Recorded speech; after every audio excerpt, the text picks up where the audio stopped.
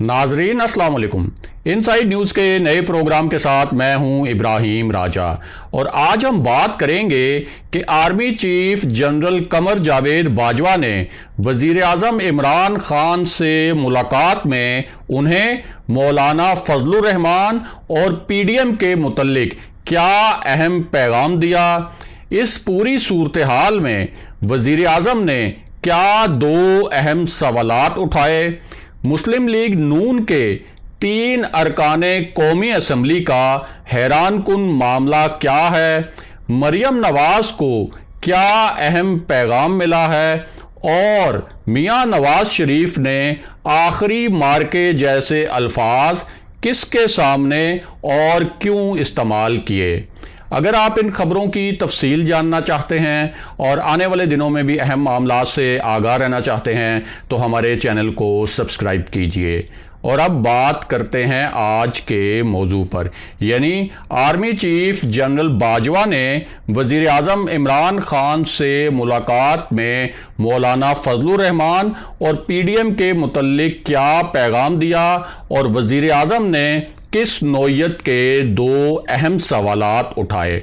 आपको इस इशू के मुतल्लिक चंद अंदर की खबरें, कुछ अहम हकायक और उनकी दिलचस्प तफसीलात बताते हैं ताकि आप इस पूरे मामले को अच्छी तरह और आसानी से समझ सकें।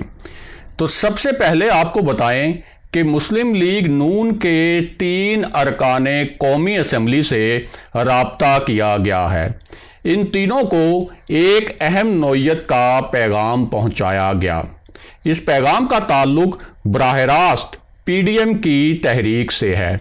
इसका ताल्लुक मौलाना फजलुर रहमान की उन धमकियों से भी है जिनका बराह रास्त निशाना फौजी क़यादत और GHQ है। इस पैगाम का ताल्लुक DGISPR की हालिया प्रेस कॉन्फ्रेंस से भी है। अब इस पूरे तनाजुर में वज़ीर आज़म ने भी 2 अहम सवालात उठाए हैं। ये राब्ता किस नौयत का था, ये राब्ता किसने किया और वज़ीर आज़म ने क्या 2 अहम सवालात उठाए।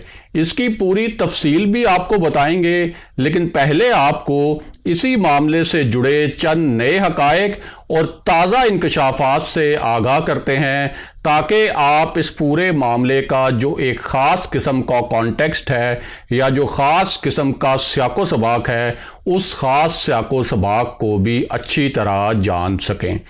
तो सबसे पहले आपको बताएं कि मियां नवाज शरीफ ने फौजी क़यादत पर एक हिकमत अमली के तहत क्या नया तनकीदी तीर चलाया है और इसका मकसद क्या है। मियां नवाज शरीफ का कहना है कि मुल्क में बिजली की कीमत एक बार फिर बढ़ा दी गई है, गैस की कीमत 3 गुना ज़्यादा की जा चुकी है, अद्वियात 500% महंगी हो गई हैं। अब इसका जवाब ना सिर्फ संग दिल वज़ीर आज़म बल्कि इसके सिलेक्टर्स को भी देना होगा। ये मियां नवाज शरीफ के अल्फाज हैं।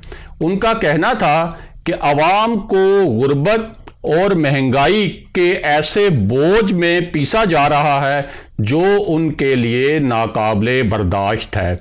दुखी अवाम को जो अज़ियतें मिल रही हैं उसकी परवाह ना ही इस जाली हुकूमत को है और ना ही इस जाली हुकूमत को लाने वाले सिलेक्टर्स को। इस मामले पर अवाम को असल जवाब तो सिलेक्टर्स को ही देना पड़ेगा। अब यहाँ अहम बात यह है कि मियां नवाज शरीफ एक नई हिकमत अमली के तहत अवामी मुश्किलात का इल्ज़ाम भी जनरल कमर जावेद बाजवा और DGISI पर लगा रहे हैं ताकि उन्हें दबाव में लाया जा सके। दूसरी जानिब हुकूमत का मौक़िफ़ रहा है कि महंगाई, माशी बदहाली और बैरूनी कर्जे नून लीग की लूट खसूट और गलत पॉलिसियों का नतीजा है।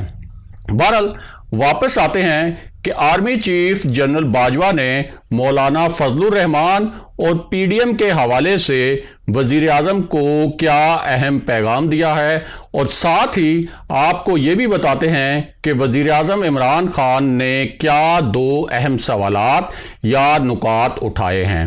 ایک تو وزیر اعظم کا کہنا ہے کہ انہیں اور تحریک انصاف کے مرکزی رہنماؤں کو اپوزیشن کی جانب سے کبھی براہ راست اور کبھی کسی اور ذریعے سے NRO کے پیغامات بھجوائے گئے تھے۔ ان میں ایک پیغام نیب قوانین میں ترامیم کے متعلق بھی تھا۔ وزیر اعظم کے مطابق انہیں ایسے پیغامات بھی بھجوائے گئے کہ اگر اپوزیشن قیادت کو ان کے مقدمات میں ریلیف دے دیا جائے تو پھر اپوزیشن کوئی تحریک نہیں چلائے گی۔ وزیر اعظم کا تاثر یہ تھا کہ یہ پیغامات انہیں 6 ماہ پہلے تک بھی بھجوائے جاتے رہے، اور اگر وہ سمجھوتا کر لیتے تو آج اپوزیشن مکمل طور پر خاموش بیٹھی ہوتی۔ اب یہاں ایک انتہائی اہم بات یہ بھی ہے کہ نیب قوانین میں جو ترامیم تھیں، اس کا جو مسودہ تھا، اس میں سب سے زیادہ ان پٹ یا تجاویز مسلم لیگ نون کی تھیں، اور اس سے بھی زیادہ اہم بات یہ ہے کہ طاقتور حلقے بھی ان ترامیم پر راضی ہو گئے تھے۔ آخری وقت میں وزیر اعظم عمران خان نے اہم حلقوں کے مشورے کے باوجود اس مسودے کو قبول کرنے سے انکار کر دیا تھا۔ اب بات کرتے ہیں آرمی چیف کی جانب سے وزیر اعظم کو دیے گئے پیغام کے متعلق، اور ساتھ ہی آپ کو آگاہ کرتے ہیں کہ نون لیگ کے 3 ارکان پارلیمنٹ کا معاملہ کیا ہے۔ تو آپ کو آگاہ کریں کہ DG ISPR کی جانب سے یہ کہا گیا تھا کہ فوج کسی جماعت سے بیک ڈور رابطوں میں نہیں، یعنی ان کا تاثر تھا کہ فوج PDM کی کسی بھی جماعت سے کسی قسم کے خفیہ یا انڈائریکٹ رابطے نہیں کر رہی۔ ان کا یہ بھی کہنا تھا کہ فوج سیاست میں کسی طرح ملوث نہیں، اور فوج کو سیاست میں نہ گھسیٹا جائے۔ اب اس پر سابق وزیر اعظم شاہد خاقان عباسی کی جانب سے ایک حیران کن دعویٰ سامنے آیا ہے، اور انہوں نے اس حوالے سے DG ISPR کو جواب بھی دیا ہے۔ شاہد خاقان عباسی کا کہنا ہے کہ انہیں ایک رات پہلے مسلم لیگ نون کے 3 MNAs کے فون آئے، اور ان MNAs نے بتایا کہ مقتدر حلقوں نے ان سے رابطہ کیا ہے اور انہیں استعفے دینے سے منع کیا ہے۔ ایسی باتیں سیاست اور ملک کے لیے نقصان دہ ہیں۔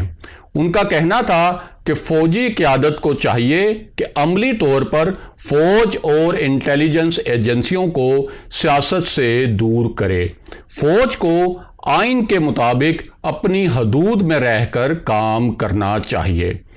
اب بات کرتے ہیں کہ army chief general Qamar Javed Bajwa نے وزیر اعظم عمران خان کو PDM، مولانا فضل الرحمان اور میاں نواز شریف کے متعلق کیا پیغام دیا۔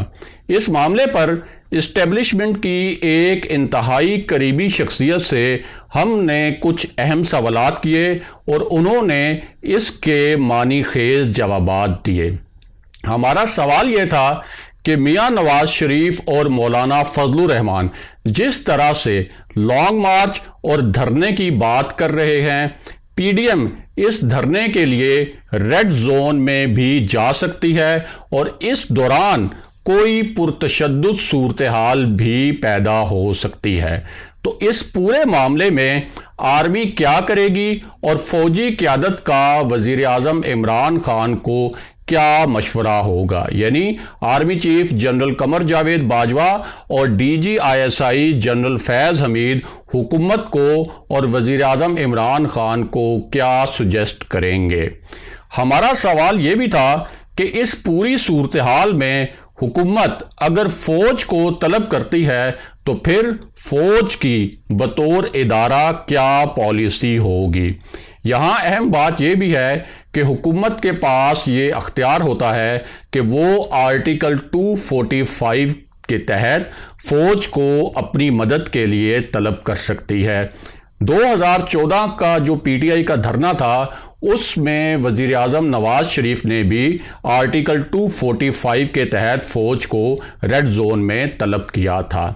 اب ہمارے ان سوالات پر اس شخصیت کا کہنا تھا کہ army chief general Qamar Javed Bajwa کا حکومت کو اور وزیر اعظم کو یہی مشورہ ہوگا کہ وہ اس پورے معاملے پر مذاکرات کریں تاکہ تشدد کا کوئی ماحول نہ بنے۔